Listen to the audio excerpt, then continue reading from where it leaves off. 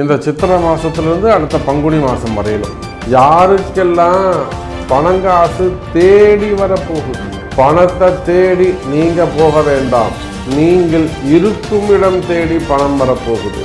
வருமானம் அதிகரிக்கும், தொழில் சிறப்பானதாக இருக்கும், தொழிலில் இருக்கக்கூடிய சிக்கல்கள் விலகும்.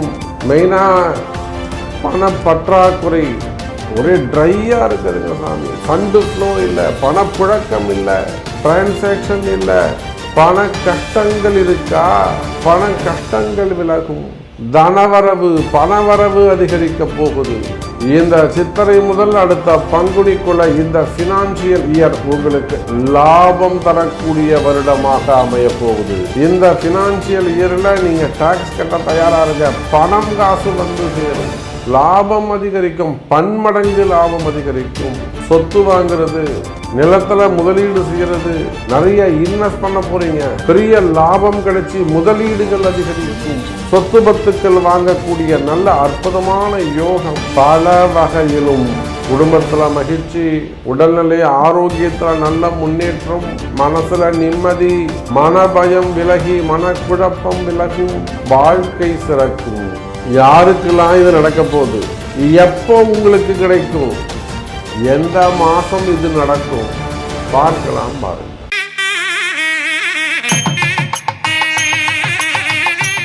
உலகம் முழுவதும் வாழக்கூடிய கடவுளருள் டிவி நேயர்கள் அனைவருக்கும் உங்கள் தாம்பரம் வாராகி ஈசனேசன் சுவாமியுடைய நல்லாசிகள், வாழ்த்துக்கள். ஜெய் வாராகி, ஜெய் ஜெய் வாராகி. இப்போது இந்த சித்திரை மாதம் பிறந்திருக்கு, புது வருஷம் பிறந்திருக்கு.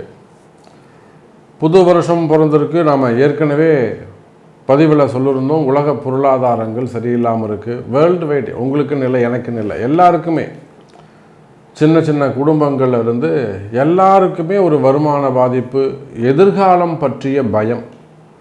எப்படி இருக்குமோ, வேலை இருக்குமா, வேலை இருக்காதா. மெயினாக நமக்கு சின்ன ஒரு 10,000 5,000 சம்பளம் வாங்குற நமக்கே இந்த பயம் இருக்கும்போது, பெரிய இன்வெஸ்டர்ஸ் இருப்பாங்க, பெரிய முதலீடுகள் இருப்பாங்க, கம்பெனி நிறுவனங்கள் இருக்கும். அப்போ அவங்களுக்கெல்லாம் இந்த வருஷம் நமக்கு எப்படி இருக்க போகுது, பணங்காசு எப்படி இருக்கும், பணம் வருமா, பணம் சேருமா, இது நம்ம இப்படி கூட சொல்லலாம். இப்போது சித்திரை மாதம் பிறந்திருக்கு, அடுத்த சித்திரை வரலும் இதுதான் ஃபினான்ஷியல் இயர்னு சொல்கிறாங்க. இது நாம் செட் பண்ணலைங்க, செட் பண்ணது இங்கிலீஷ்காரன். இப்போ பாருங்கள், ஜனவரி மாதம் தானே அவங்களுக்கு ஆரம்பம், டிசம்பர் மாதம் தானே எண்டு. அப்போ ஜனவரி ஆரம்பித்து டிசம்பர் வரலும் தானே அந்த இங்கிலீஷ்காரன் என்ன சொல்லணும், ஃபினான்ஷியல் இயர்னு சொல்லியிருக்கணும். ஆனால் நம்மளுடைய சித்திரை வருஷ பிறப்பை ஏன் அவர் ஃபினான்ஷியல் இயராக முடிவு பண்ணாங்கனாக்கா, அதுதான் நம்ம சித்திரை வருஷ பிறப்பு. இந்த சித்திரை மாதத்துலேருந்து அடுத்த பங்குனி மாதம் வரையிலும் இதுதான் ஆங்கிலேயர் செட் பண்ணது. அப்போ நம்ம ஜாதகம், ஜோதிடம், பஞ்சாங்கம் இதை வச்சு தான் ஒவ்வொருத்தருக்கும் பணங்காசு எப்படி இருக்கும், வருமானம் எப்படி இருக்கும், சேமிப்பு எப்படி இருக்கும், கடன் சுமைகள் எப்படி இருக்கும், கடன் அடையுமா, இந்த ஃபினான்ஷியல் இயரில் இவங்க இந்த லோனை கம்ப்ளீட் பண்ணுவாங்களா, இவங்க கேட்ட இடத்துல அந்த லோன் கிடைக்குமா, வருமானம் சேருமா, மெயினாக இவங்களுடைய முதலீடுகள். இப்போ ஒன்றும் இல்லைங்க, சாதாரணமாக நாம் ஒரு சீட்டு போடுறோம், சின்னதாக ஒரு கடையை வச்சுருக்கிறோம், ஹோட்டல் வச்சு நடத்துகிறோம், 2 நாள் சிலிண்டர் வரலை, உடனே நமக்கு அது பதற்றமாக ஏற்படுது, அங்கே கடன் நடத்த முடியல, லாக் ஆகுது, வியாபாரம் தடைபடுது, அப்போ அந்த கடையில் வேலை செய்கிறவங்களுடைய வருமானம் தடைபடுது. இப்போ இது போல் பெரிய பெரிய நிறுவனங்களை நினச்சி பார்க்கணும், பெரிய பெரிய கம்பெனிகளை நினச்சி பார்க்கணும், இப்போ இன்வெஸ்டர்ஸ், அரசாங்கத்தை நினச்சி பார்க்கணும். அதே போல் ஆயில் பிஸ்னஸ் பண்ணக்கூடியவங்க, ஷேர் மார்க்கெட்டில் போடக்கூடியவங்க, கோல்டு பிஸ்னஸ் பண்ணக்கூடியவங்க, சில்வர் பிஸ்னஸ் பண்ணக்கூடியவங்க. அப்போ இந்த மாதிரி முதலீடுகள் எல்லாம் என்ன ஆகும், இந்த முதலீடுகள்லாம் நமக்கு லாபத்தை கொடுக்குமா. நிறைய முதலீடுகள்லாம் பார்த்தீங்கன்னாக்கா இப்போ மார்க்கெட் டவுன் ஆன உடனே வெளியில் சொல்ல முடியாத துயரத்தில் இருக்கிறாங்க. அப்போ அப்பேற்பட்ட உங்களுக்கு அடுத்த பங்குனி மாதம், இந்த சித்திரையிலிருந்து அடுத்த பங்குனி மாதம் வரையிலும் வருமானம் எப்படி இருக்க போகுது, பணம் வருமா, பணம் சேருமா, அல்லது பணம் லாபத்தை தருமா, கடன் அடையுமா, இந்த செஞ்சிருக்கக்கூடிய முதலீடுகள் என்ன ஆகப்போகுது, இதை தான் நம்ம பார்க்க போகிறோம். பாருங்கள், இந்த சித்திரை மாதத்துலேருந்து அடுத்த பங்குனி மாதம் வரையிலும் இந்த வருஷத்தில் இந்த ஃபினான்ஷியல் இயர் நீங்கள் எடுத்துக்கிட்டாலும் சரி தான், தமிழ் புத்தாண்டுன்னு எடுத்துக்கிட்டாலும் சரி தான். அப்போ எப்படி பார்த்தாலும் இந்த ஏப்ரல்லிருந்து அடுத்த மார்ச் 31 வரையிலும் அப்படி வச்சுக்கோங்க. இந்த வருஷத்தில் யாருக்கெல்லாம் சொத்து வாங்கும் யோகம் உண்டு? சொத்து வாங்கும் யோகம்னா புதுசாக இருக்கலாம், பழசாக இருக்கலாம், பூர்வீக சொத்தாக இருக்கலாம், வந்து சேர வேண்டியதாக இருக்கலாம், இல்லை நீங்கள் புதுசாக ஏதோ ஒன்று வாங்க வேண்டிய சொத்தாக இருக்கலாம். யாருக்கெல்லாம் சொத்து வாங்க வேண்டிய யோகம் இருக்குது? யாருக்கெல்லாம் வீடு அமையும் யோகம் இருக்குது? யாரெல்லாம் வீடு வாங்குவாங்க? நிறைய அன்பர்கள் பேசுகிறாங்க. இப்போ நான் வந்து இப்போ இந்த வீடு பார்க்குறேன், அந்த வீடு கட்டியிருக்கேன், இது இன்னொரு வீடு வாங்கலான் இருக்கேன், இல்லை வீடை சேல்ஸ் பண்ணணும்னு நினைக்கிறேன், இல்லை இதை வாங்கி அங்கே போட்டு இன்வெஸ்ட் பண்ணணும்னு நினைக்கிறேன். நிறைய வீடு வாங்குறது நிறைய கேள்விகள் இருக்குது. அப்போ யாருக்கு வீடு யோகம் அமையும்? யாருக்கு சொத்து யோகம் அமையும்? யாருக்கெல்லாம் கடன் அடையும்? ஏன்னா நிறைய அன்பர்கள் எல்லாருக்குமே ஒரு 80-70% எல்லாருக்கும் கடன் சுமைகள் இருக்குது. அதில் ரொம்ப திக்கி திணறக்கூடியவங்களாக இருக்காங்க, கண் விழுங்கி பிதுங்கி பார்க்கக்கூடியவங்களாக இருக்காங்க. யாருக்கு கடன் அடையும்? இது எல்லாத்துக்கும் மேலே மெயின் கொஸ்டின்னு இந்த வருஷம் வேலை எப்படி இருக்கும்? ஏன்னா நான் சொன்னது தான், போர் பதற்றமாக இருக்குது. வாரால் எல்லா இடங்களிலும் ஒரு சின்ன டீ கடையில் கூட கேஸ் இல்லைன்னா 4 நாளைக்கு கடையை மூடி வைக்கிறாங்க. சின்ன தொழிலாளி அது ஒரு டெய்லி ஒரு 700-800 சம்பளம், 4 நாள் கடையை மூடிட்டாங்கன்னா அந்த குடும்பம் என்ன ஆகும்? அப்போது இந்த வருஷத்தில் யாருக்கு ஜாப் பர்மனெண்ட்டாக இருக்கும்? அப்படி இல்லைன்னா வேலை பற்றிய பயம் யாருக்கு இருக்கும்? யாரெல்லாம் வேலையை பற்றின நிம்மதி கிடைக்கும்? யாருக்கெல்லாம் வேலை பற்றின நிம்மதி கிடைக்கும்? யாருக்கெல்லாம் வேலையை பற்றின பயம் இருக்கும்? அப்படி இல்லை ஜாப் எல்லாம் பார்த்தீங்கன்னா யாருக்கெல்லாம் வேலை கிடைக்க போகுது? புதுசாக யாருக்கெல்லாம் வேலை கிடைக்க போகுது?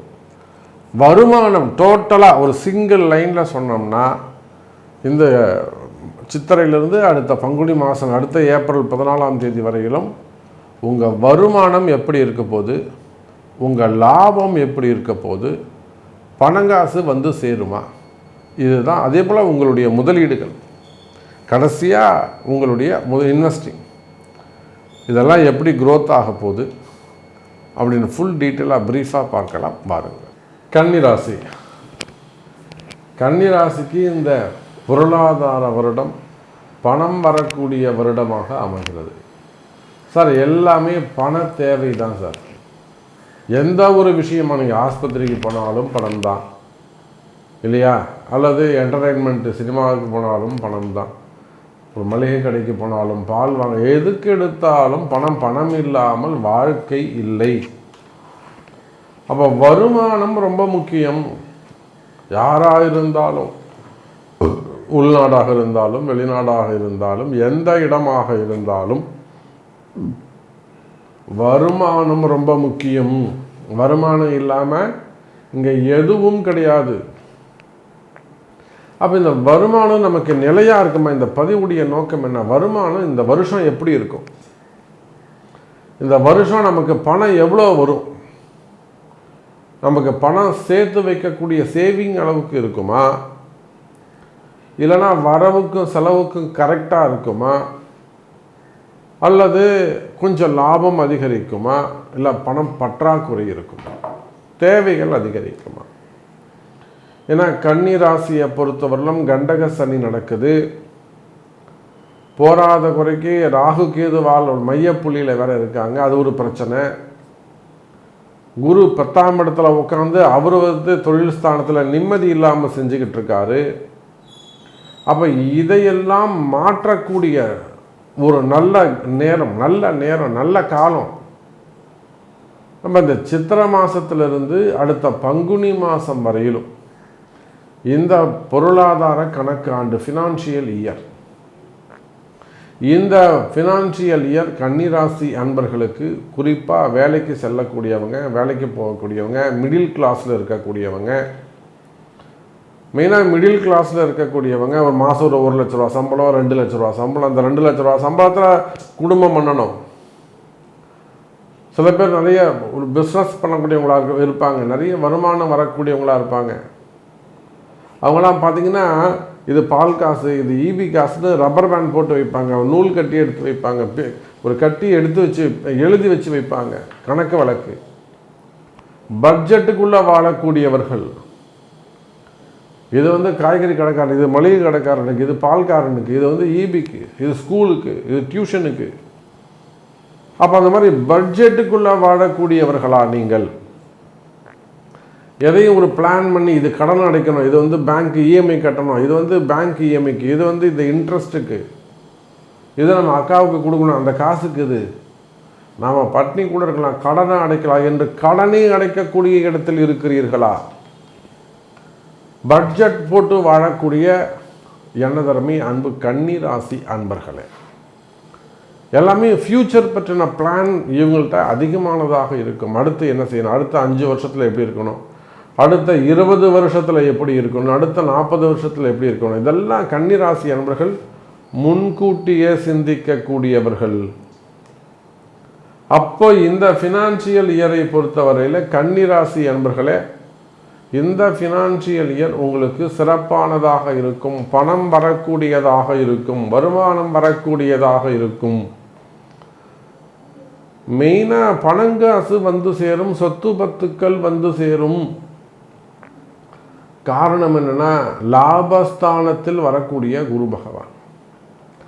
இந்த வருஷம் முழுவதுமே 2-3 பயிற்சிகள் இருந்தாலுமே கூட ரெண்டுமே உங்களுக்கு சூப்பர் டூப்பராக அமைச்சு போயிடுது.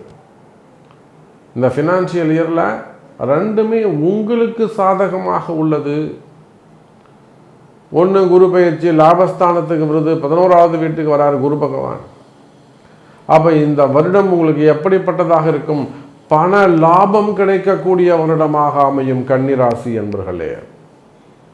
அப்போ நான் அதனால தான் சொல்கிறேன், நம்பிக்கையோடு சொல்கிறேன், உலகம் முழுவதும் வாழக்கூடிய கன்னி ராசி அன்பர்களே, உங்களுக்கு நிச்சயமாக கடன் சுமைகள் குறையும், கடன் பிரச்சனைகள் குறையும். உங்களுக்கு எவ்வளோ பெரிய கடன் சுமைகள் இருந்தாலும், எவ்வளோ பெரிய கடன் சுமைகள், கடன் பிரச்சனைகள் இருந்தாலும் அந்த கடன் சுமைகள் குறையும், வருமானங்கள் அதிகரிக்கும். மெயினாக பிஸ்னஸ் பண்ணக்கூடியவங்க, ஓன் பிஸ்னஸ் பண்ணக்கூடியவங்க, ட்ரேடிங் செய்யக்கூடியவங்க, முதலீடுகள் செய்யக்கூடியவர்கள், மெயினாக இன்வெஸ்ட்மெண்ட் பண்ணக்கூடியவங்க, பிஸ்னஸில், லேண்டில் அல்லது சில்வரில், கோல்டில், ஷேர் மார்க்கெட்டில், ஸ்டாக் மார்க்கெட்டில், ட்ரேடிங்கில், இன்னும் பல்வேறு நிறுவனங்களில் பிஸ்னஸ்க்காக முதலீடு செய்யக்கூடியவர்களா நீங்கள் செஞ்சுருக்க சாமி, இப்போ மார்க்கெட் ரொம்ப டவுனாக இருக்குது, நான் சிக்கலில் மாட்டிக்கிட்டேன், அல்லது நான் வெளிநாடுகளில் இருக்கேன், நிறைய பிளான் பண்ணியிருக்கேன் சாமி, நான் போட்ட இன்வெஸ்ட்மெண்ட் எல்லாம் ஜீரோவாகி நிற்குது. கவலை வேண்டாம் கன்னி ராசி அன்பர்களே, பணம் சேரும். நீங்கள் உழைச்ச காசு வீண் போகாது, நீங்கள் உழைச்ச காசு, ஏமாந்த காசு வீண் போகாது, உழைச்ச பைசா அது கண்டிப்பாக பணங்காசுகள் சேரும், வருமானங்கள் சேரும். இன்னும் சொல்லப்போனால் கன்னி ராசி அன்பர்களே, இந்த ஃபினான்ஷியல், இந்த கணக்கு ஆண்டில் சொத்துக்கள், வீடு கட்டுவதற்கான யோகம் உண்டு. சுப விரயங்கள், சுப கடன் அமைப்புகள் உங்களுக்கு இருக்கு. புதுசாக கடன் வாங்க வேண்டிய யோகம் உள்ளது. கடன் வாங்குறது எப்போ சாமி யோகமாக அமையும்? ஒரு வீடு கட்டுறது, ஒரு கல்யாணம் பண்ணுறது, அல்லது அப்பா அம்மாவுக்கு ஒரு 60, 70, 80, 60ஆம் கல்யாணம், 70ஆம் கல்யாணம், 80ஆம் கல்யாணம் பண்ணுறது, மெயினாக வீடு கட்டுறது, இடம் வாங்குறது, சொத்து வாங்குறது, அதுக்கப்புறம் வண்டி வாகனங்கள் வாங்குவது, அதே போல் நகை ஏதாவது கொஞ்சம் வாங்கி வைக்கிறது, இது எல்லாத்துக்கும் மேலே கடனை அடைப்பது, இதுதான் ரொம்ப ரொம்ப முக்கியம். நான் திரும்ப திரும்ப அதுதான் சொல்லுவேன். எது நிம்மதியான வாழ்க்கைன்னு கேட்டால், கடன் இல்லாத வாழ்க்கை நிம்மதியாய் தரும். அப்போ கன்னி ராசி என்பர்களே, கடன் இல்லாத நிம்மதியான வாழ்க்கையை இந்த பொருளாதார ஆண்டு உங்களுக்கு தருகிறது. என்னதான் உலக பொருளாதாரமாக இருந்தாலும், வார் பதற்றங்கள், போர் பதற்றங்கள் இருந்தாலும், இதில் சைடில் கேப்பில் உள்ளே பூந்து திறமையாக பேசி அழகாக சாதுரியமாக வேலை செஞ்சு ஜெயிச்சு வரக்கூடியவர்கள் என்னுடைய கன்னிராசி அன்பர்கள். அப்போ கன்னிராசி அன்பர்களே, இந்த பொருளாதார ஆண்டு பண வருமானம் தன வருமானம் அதிகரிக்கும், லாபம் அதிகரிக்கும். கவலை வேண்டாம், வேலையில் நிம்மதி உண்டு.